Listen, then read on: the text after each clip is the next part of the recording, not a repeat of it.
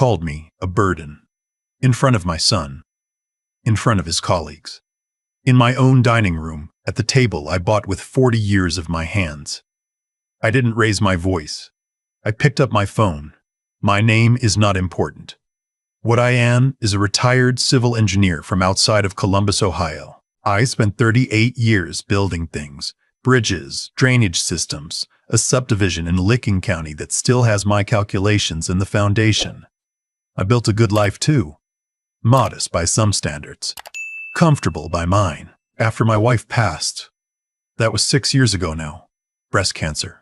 14 months from diagnosis to the end. I sold our house in Westerville and moved into a smaller place in Granville. Just me and a dog named Clover, and whatever quiet the evenings brought. My son. I'll call him my son, because that's what he is. Whatever he's decided since, is 34 years old. I won't use his name here, not because I'm protecting him, because saying it out loud still costs me something I'm not sure I can afford to spend. He married her 2 years ago. I'll call her my daughter-in-law. That title is currently under review by everyone involved, including the county clerk. She came from money. Old money. The kind that's embarrassed by itself at dinner parties but brings it up anyway. Her father owned a chain of urgent care clinics across central Ohio. Her mother sat on 3 nonprofit boards and had never once, as far as I could tell, made her own coffee.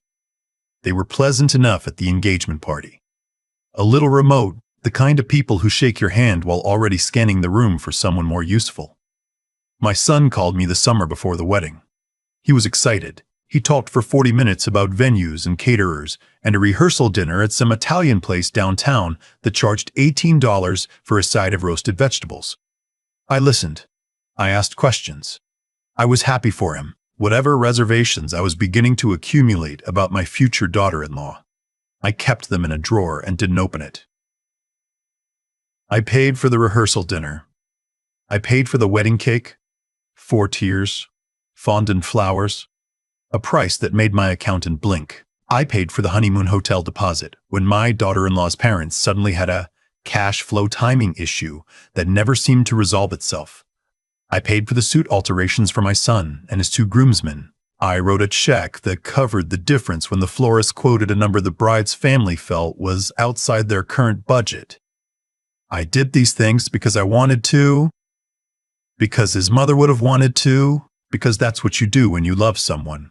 You show up with your checkbook and your sleeves rolled up, and you make the day happen. The wedding was in October. Clear sky. Cold enough for coats in the morning, but warming up by noon. The kind of day my wife would have called a gift. I arrived early to help coordinate some deliveries.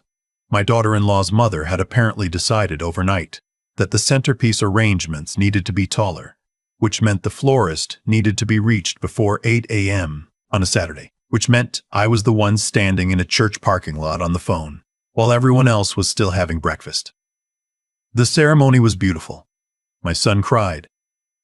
I'm not ashamed to say I did too. Whatever was coming, whatever I didn't yet know, that part was real. The reception was at a converted mill about 20 minutes outside the city. Exposed brick, Edison bulbs, the kind of venue that photographs well and charges accordingly. My daughter-in-law looked happy. She was laughing and spinning on the dance floor, and I thought, maybe I've been too guarded. Maybe this is fine. Then, about 2 hours in, she found me. I was standing near the bar talking to one of my old colleagues from the engineering firm. Man I've known since 1987. Good man. The kind who still sends a card at Christmas. My daughter-in-law came up beside me, touched my arm, and smiled the way people do when they've already decided what the conversation is going to be. She said she needed to talk to me about the house. I own a house on the eastern edge of Granville. 3 bedrooms, a study, a half-acre lot, a detached garage I converted into a wood shop after retirement. My wife and I used to joke that it was the house we would have bought first if we'd had better taste in our 20s. We bought it when we were 59 and 61, respectively, and she loved that garden for the 3 years she had it. My daughter-in-law said she and my son had been thinking. She said the commute from their apartment in Columbus was getting difficult. She said the schools in that area were better, though they had no children, and none apparently planned. and she said the house was really just sitting there being underused by one person and a dog. I said I live there. She said yes, but realistically, I didn't need all that space. I said I liked the space. She said her parents had been looking at some very nice assisted living communities in the area, and that there was one in particular, she named it, I won't, that had a lovely garden program and regular social events and was really more like a resort than anything. I want to be clear about what she was saying. She was telling me at her wedding reception, surrounded by 200 people and a band playing Stevie Wonder, that I should sign over my house and move myself into a managed care facility so that she and my son could have it. I told her that wasn't going to happen. She stopped smiling. She said my son agreed with her, and maybe I should hear him out. I said I'd be happy to hear from my son whenever he wanted to call me. She said he was ready to have that conversation right now, actually, and she wanted a clear answer tonight because they'd been discussing this for months and she was tired of the uncertainty. I said there was no uncertainty. The house was mine. The answer was no. That's when she stepped closer. Her voice dropped. She said I needed to understand that my son was going to be very hurt if I kept being this stubborn about things that only affected me. She said I was making myself the center of every decision, she said, and this is the one I want you to remember. She said I was becoming a problem. I looked at her for a moment. Then I looked past her at the dance floor, at my son standing near the edge of it watching us. He didn't come over. He just stood there. I turned back to her and I said very quietly that I thought she should enjoy the rest of her wedding. She grabbed my wrist. Not hard enough to be assault. Hard enough to be a statement. She said she wasn't finished. I removed my hand from her grip. I told her I was. I went and found my jacket. I found my old colleague and told him I was heading out early. He looked at my face and didn't ask questions, which is one of the things I've always appreciated about him. I walked to my car, sat in the driver's seat for a minute with my hands on the wheel, and thought about my wife. She would not have been surprised. She had met my daughter-in-law exactly 4 times before she passed, and after the 4th time she'd said to me, very carefully, that one knows exactly what she wants.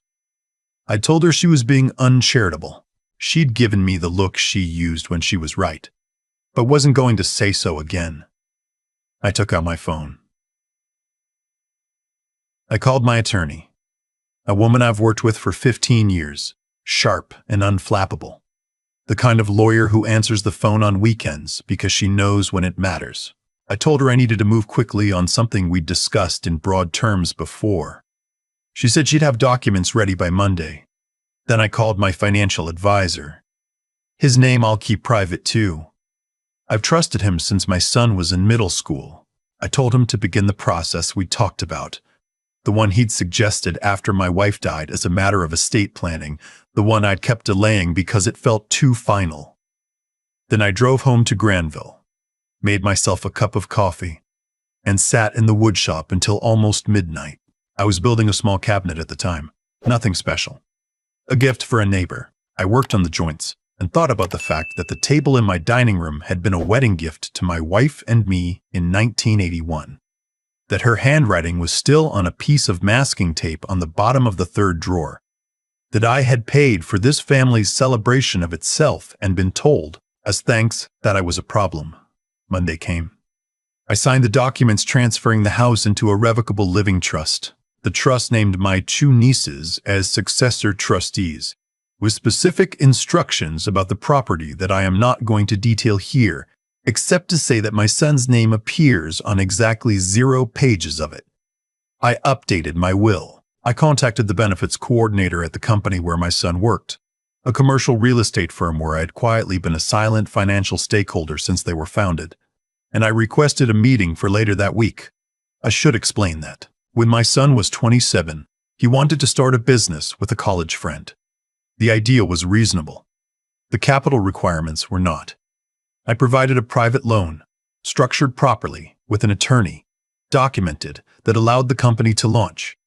The company did well. The loan was repaid within 4 years. But as part of that original arrangement, I had retained a small stakeholder position that had never been bought out, because my son had never asked about it, and I had never raised it. It wasn't controlling. It wasn't something that affected day-to-day operations. But it was real, and it was documented, and it was mine. I met with the company's outside counsel on Wednesday.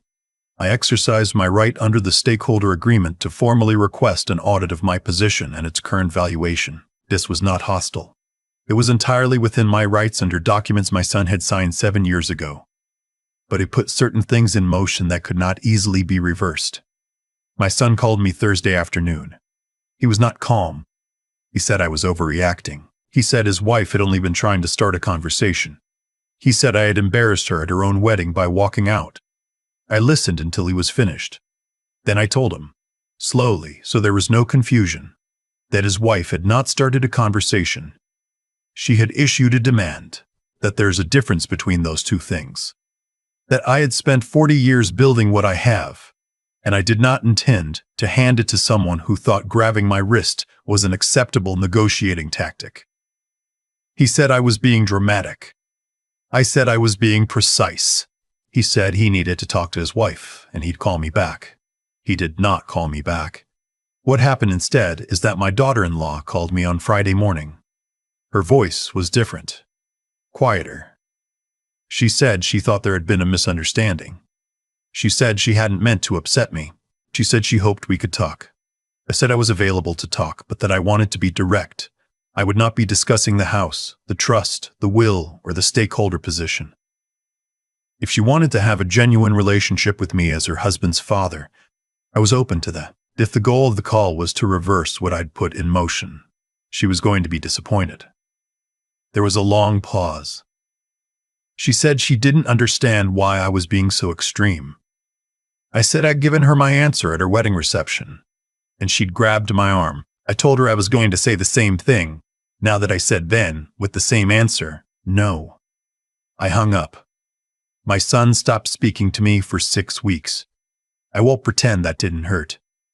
I built that kid's Pinewood Derby car. I drove him to lacrosse practice for 4 years in a van that smelled like athletic tape and old Gatorade. I sat in the front row at his college graduation and cried again, which he would never let me forget, and I was proud of every single day of it. 6 weeks of silence is a long time when you're 63 and living alone in a house that still has your wife's handwriting on a piece of tape in the third drawer.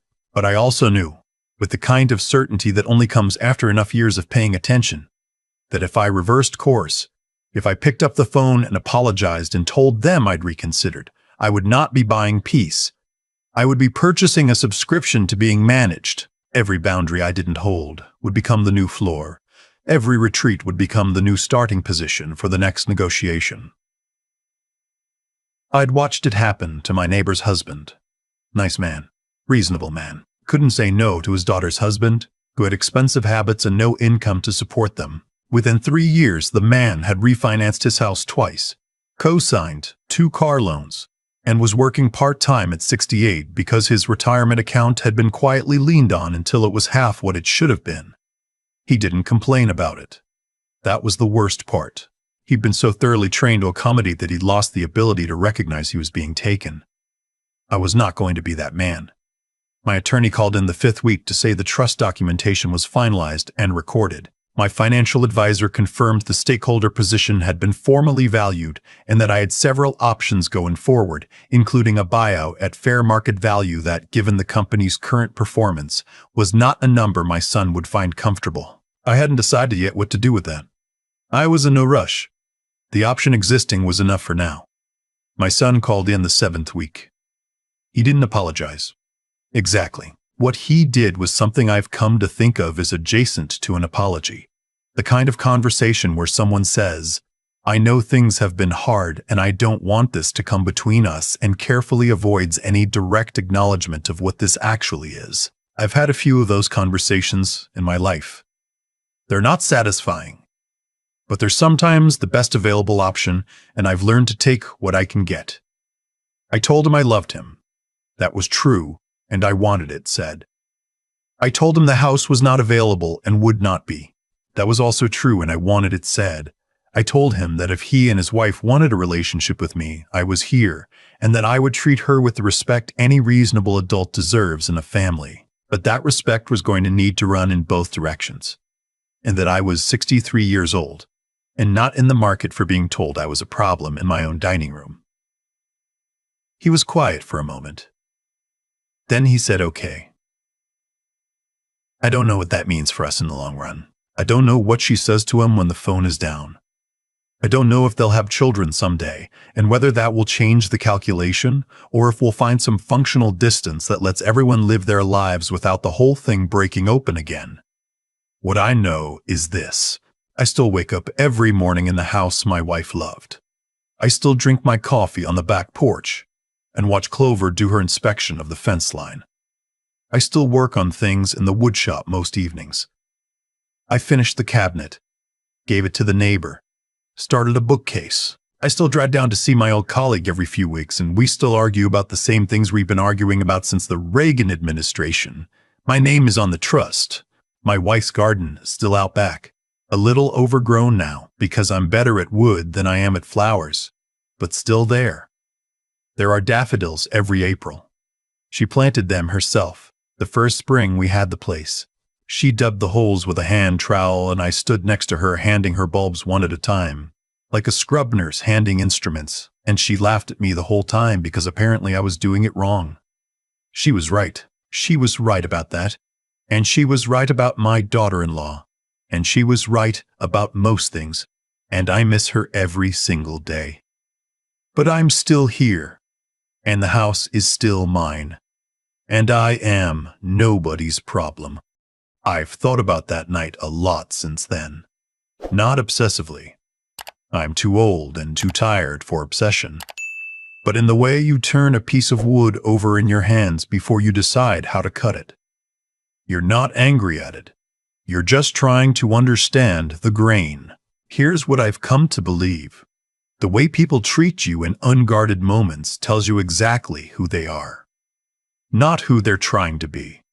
Not who they were raised to be. Who they actually are, right now in this room, when they think the social cost of showing their hand is low enough to risk it. My daughter-in-law did not grab my wrist because she lost control. She did it because she'd calculated, at least subconsciously, that I would back down, that the desire to keep the peace, to preserve my relationship with my son, to be the bigger person, to not cause a scene at a wedding, would outweigh my own sense of what I was owed. She wasn't wrong that I wanted those things. She was wrong about what I'd trade to get them. That's the part I keep coming back to. Not the anger. That burned off pretty fast, honestly. But the clarity. Because here's the thing about being told you're a problem in your own dining room by someone who is about to drive home in a car you helped pay for. It simplifies things considerably. All the ambivalence I'd been carrying about her, all the generous interpretations I'd been applying to moments that didn't quite sit right, all the ways I'd been softening my own perceptions out of loyalty to my son, all of that fell away in about 30 seconds. What was left was just the truth, and the truth was workable. I don't think people get away with things the way they imagine they do. I don't mean that in any grand cosmic sense.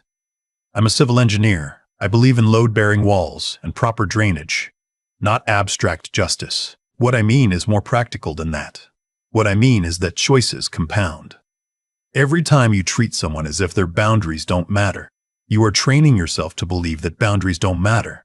And eventually you will apply that belief to a situation where the person on the other side has more leverage than you accounted for, or more patience, or simply less need for your approval than you assumed.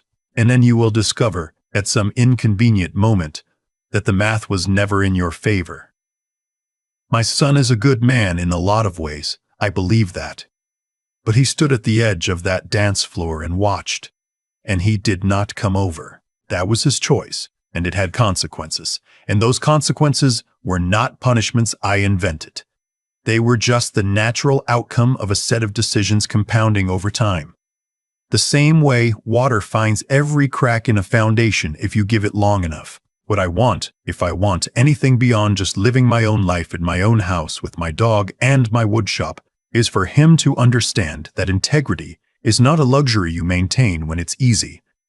It's the thing you build, deliberately, the way you build anything that needs to hold weight. You don't build it by capitulating to whoever is loudest in the room. You build it by deciding what you stand for, and then actually standing there, even when someone you love is on the other side asking you to move. My wife knew that. She knew it better than I did for most of our marriage. I'm a slower learner than she was, but I got there eventually. The daffodils came up again this April.